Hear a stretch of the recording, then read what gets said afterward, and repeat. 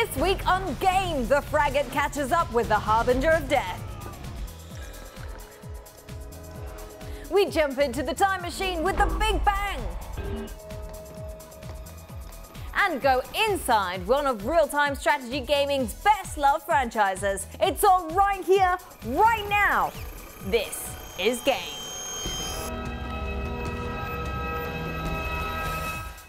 Hey guys, welcome to Game. It's Kelly here, your guide to the world of digital delights. We've got a great show lined up for you today, so I hope you're ready to have your socks blown away. First things first, it's time to head over to our den with our resident game guru, the Fragate, who gets into the muck with this week's review.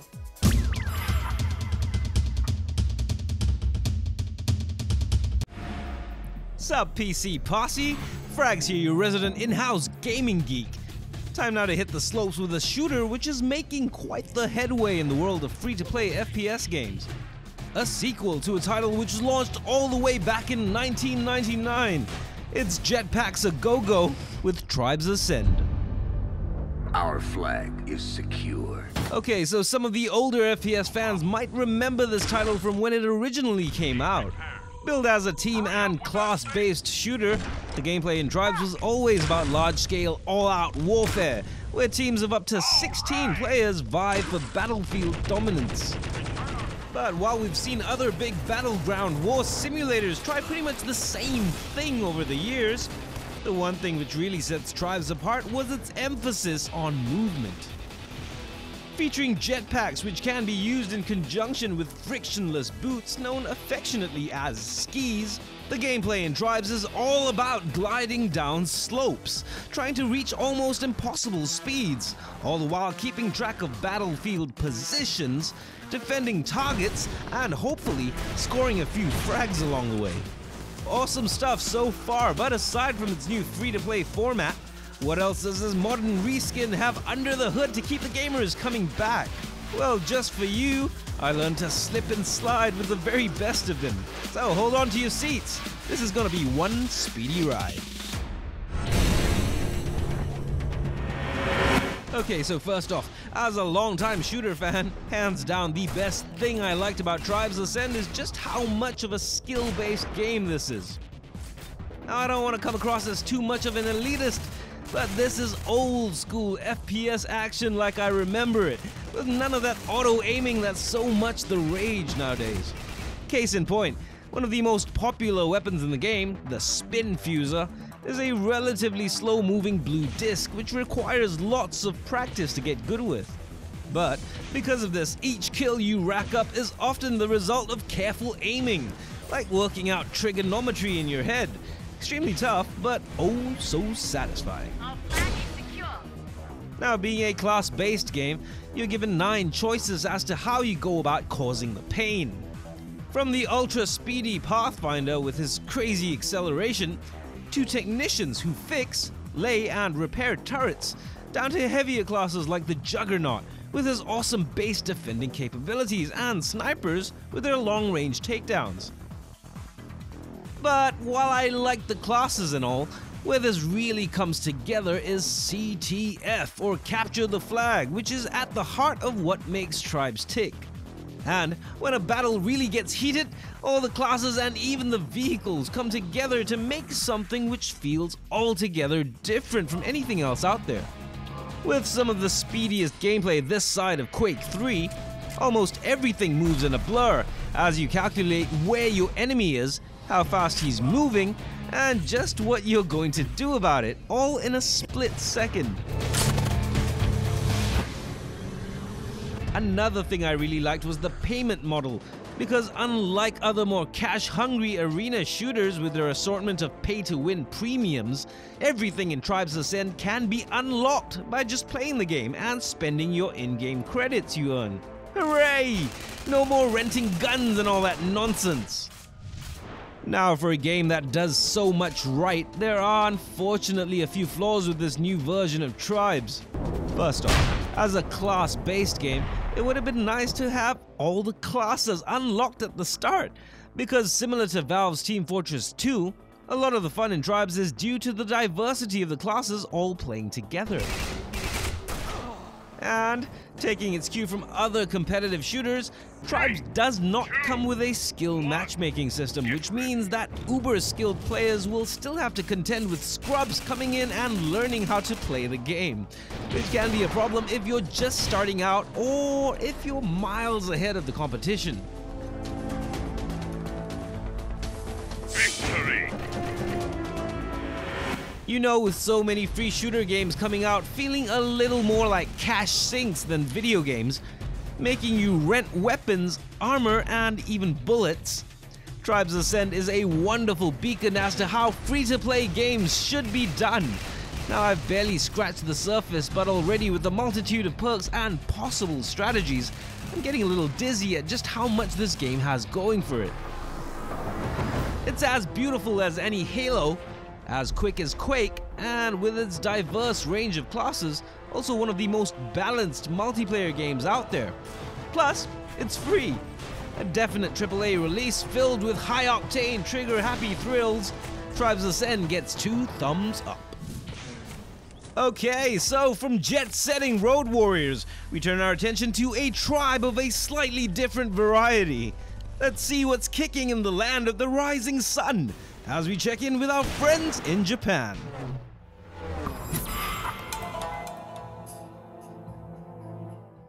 Turning over to our friends in Japan, Sega fans the world over may just have a reason to keep that midnight oil burning. In a kaleidoscopic blast from the past, one of the Japanese company's best-loved mascots is getting an all-new HD makeover. Originally released for Sega's underappreciated Saturn console, which unfortunately got canned right in its prime. This blast from a rainbow's backside is Nights into Dreams. Brought to us by the famed Sonic team, this 1996 masterpiece was a game unlike any other at the time and featured some pretty trippy visuals as you played Flying Jester in a dream world filled with nightmarish monsters. Definitely one of the faster games to grace consoles. Get ready for some high-flying aerial acrobatics when Nights sees the day on Xbox Live, the PlayStation Network, and PC. And finally, closing out this edition of the best news from Nippon, showing us that the bizarre can oftentimes translate into big bucks. One of Japan's more eccentric titles has sold an impressive 200,000 copies locally, topping the gaming charts. Billed as an apocalyptic animal survival simulation, Tokyo Jungle is all about animals trying to make a life in a deserted, futuristic Japan. With missions centered around various animal species, take control of the city as you slowly discover the truth behind mankind's disappearance. No news yet on when the English version is set for release, but rest assured, when we know, so will you. ありがとうございました. And on that note, it's time for a break. But stay with us, because when we come back, we take a look at what happens when video games meet filmmakers and meet up with a familiar bounty hunter. All that and much, much more. Stay with us on Game.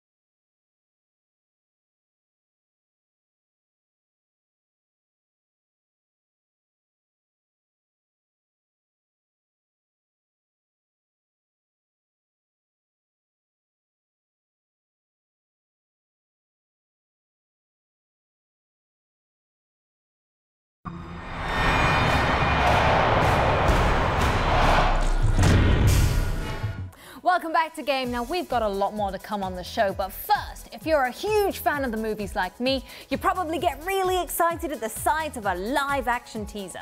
But have you ever wondered what exactly goes into the making of one? Well, we caught up with the team behind Metro Last Light to find out.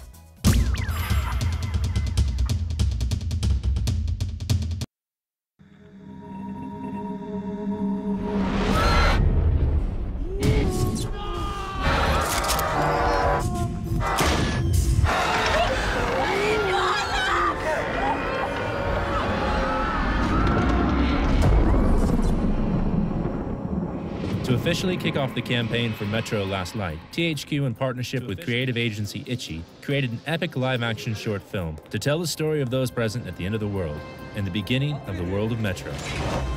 Ready?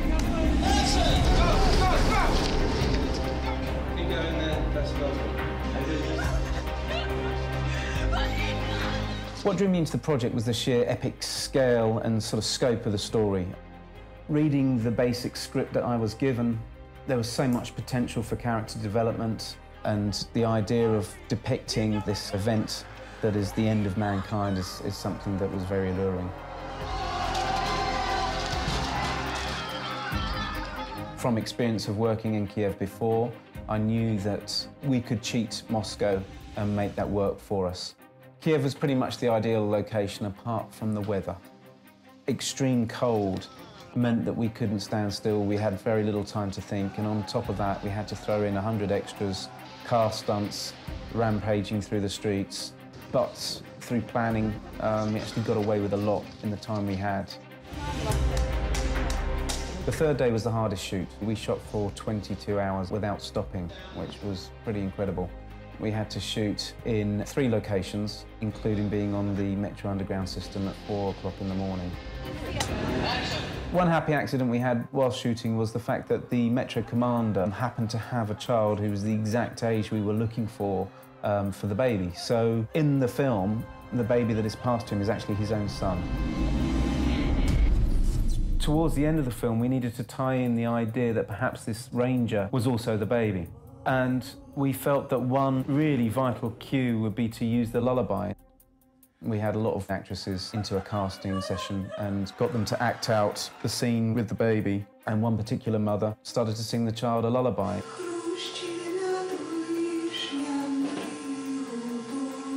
And it was so moving and emotive that we knew immediately that that was the woman, and we were going to use that in the film.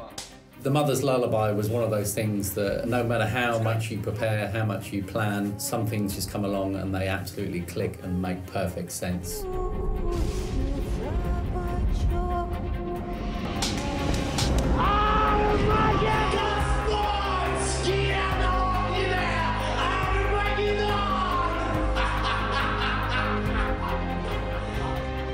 We wanted to make a very intelligent film. It's nice to come to your own conclusions and to make your own assumptions on what might be happening. It became apparent very quickly that we had so much great material and so many different converging storylines that we realized in order to stay true to our initial vision and create the epic trailer we always intended, that we allow these stories to be told. I think we did that very well.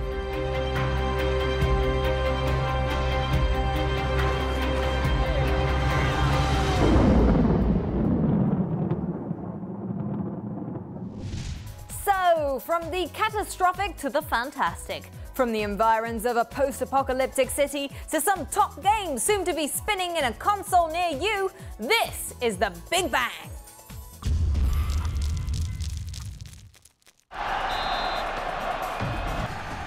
Whip out those jerseys because it's a special all-sports edition of The Bang, as we begin with a title which should be on the lips of football fans the world over. This is FIFA 13. A series which needs no introduction. FIFA is back and bigger than ever. New in this year's release, look out for improvements to the groundbreaking Player Impact Engine, a feature which looks to highlight the physical side of the game. With tweaks to how players control the ball in close quarters, this year's FIFA edges closer towards replicating the beautiful game, with more emphasis on freestyle. Also, if you thought the last installment was a piece of cake, take heed, because not only is the game smoother, FIFA 13 is also set to come with features like smarter AI, giving even the best joypad jockeys a run for their money. So save those pennies, FIFA 13 hits the shelves in September. From silky skills on the turf to breaking bones on the ice, a sport built around a love for separating tooth from mouth, welcome to the school of hard knocks with NHL 13.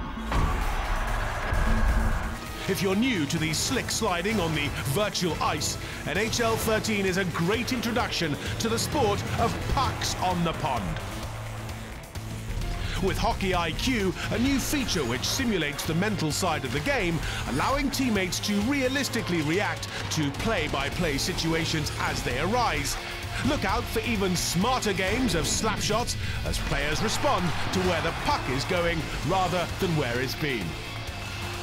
In addition, a new physics-based skating engine makes moving around more realistic and dynamic with over 1,000 new animations.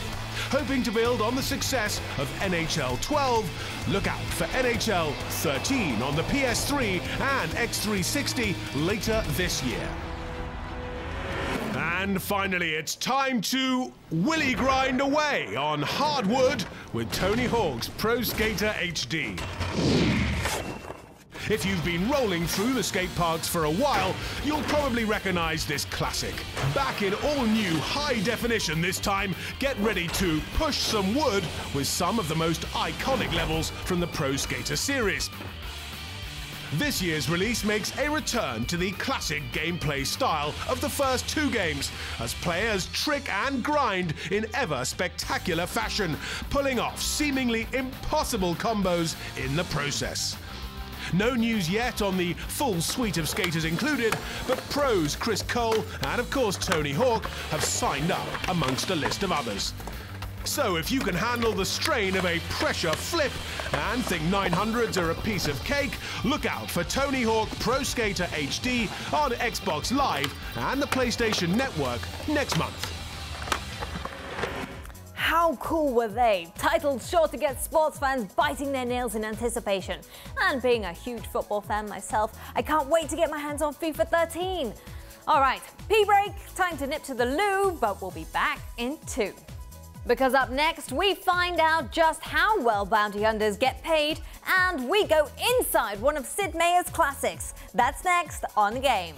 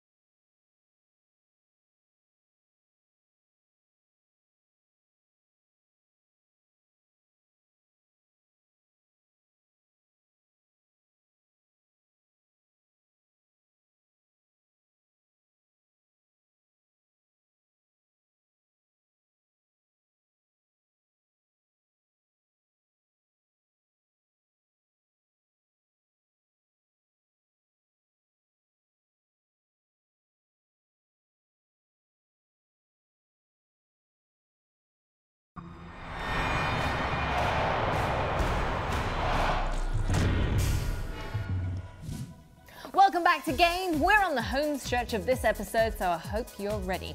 Time now for our segment all about cool guns and grisly visuals. This week, it's a look at the profession of bounty hunting. Here to take you through it is Mr. Killian Samuels. On this week's look at the most brutal bloodletters in video games, time to collect the bounty on some alien booty as we dive into the world of killing for profit in Prey 2. Featuring a choice selection of deliciously devious weapons, none of which are set to stun, step into the larger-than-life shoes of former US Marshal Killian Samuels, a lawman traveling the far reaches of space in search of his prey. Now, unfortunately, the game was supposed to see the light sometime this year, but due to issues with quality, the final product has been pushed back. No matter though, get ready for some fast-paced live and let die. Clean up the scum of the universe. Prey 2 will be out on PCs, PS3s, and Xbox 360s come February next year. And finally, to round up our list of the best in gaming gunpowder, we step back into the past with one of this year's most anticipated action games.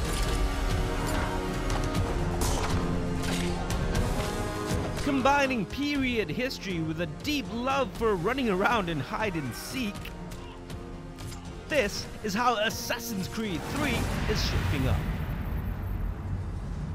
In development for almost 3 years, Creed 3 is set against the backdrop of the American Civil War and will feature large open woodland areas as well as naval combat for the first time ever in the series.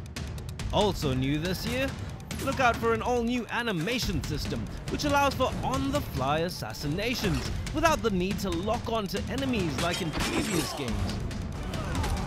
Looking by all accounts to be the most ambitious Creed game in years, keep your ears to the ground and your eyes on target. Assassin's Creed 3 is set to hit our shores at the end of October.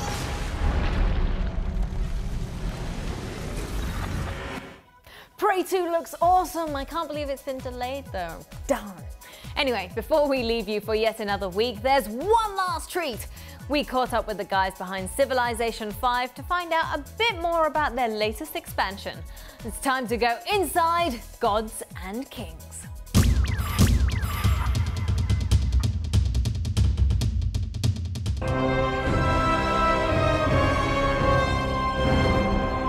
So there's 9 new civilizations and all sorts of new buildings and units, but we really like to emphasize the new game systems that have gone in. So the biggest one of those is probably religion. When we released Civilization 5, we had completely rewritten the combat system, we had completely rewritten the diplomatic system. And to add the religion system, at least as it was, layered on top of that, we thought would be a little bit of overkill. So when Ed really attacked us, and he really wanted to come up with something that fit with Civ 5, he really dug down deep and came up with something that we think is really, really cool. When you start a new game up, and you decide that you're going to go down the religious path, it starts in a couple ways. First off, there's faith. Faith is a yield in the game, just like culture, science, gold. You get it from buildings, and you choose one belief as your people's brush with religion. All of your cities automatically get the Pantheon after that. It doesn't spread beyond your borders. It only starts spreading once you actually kind of elevate it to a full religion.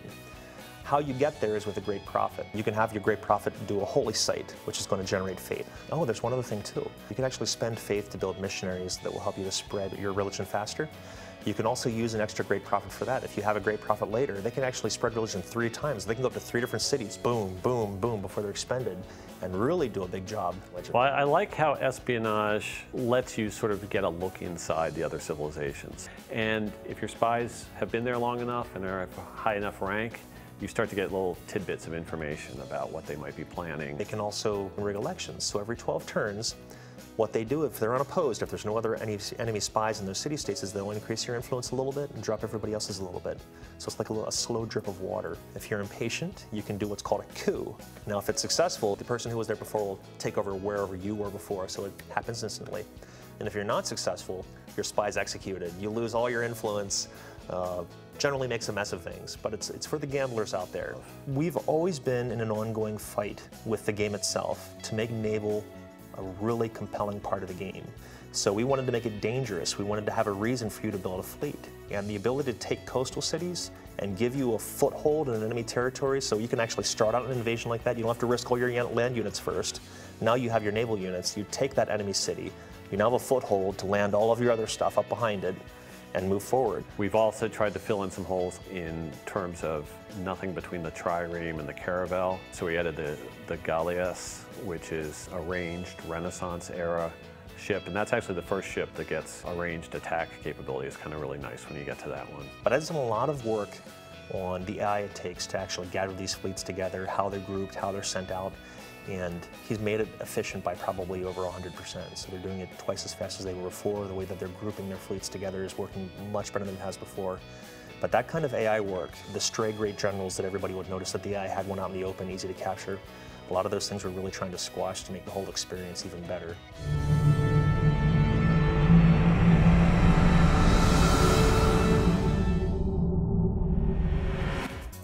With that, it's a wrap. We have to love you and leave you for another week. But remember, you can always view our older episodes at espnstar.com/game.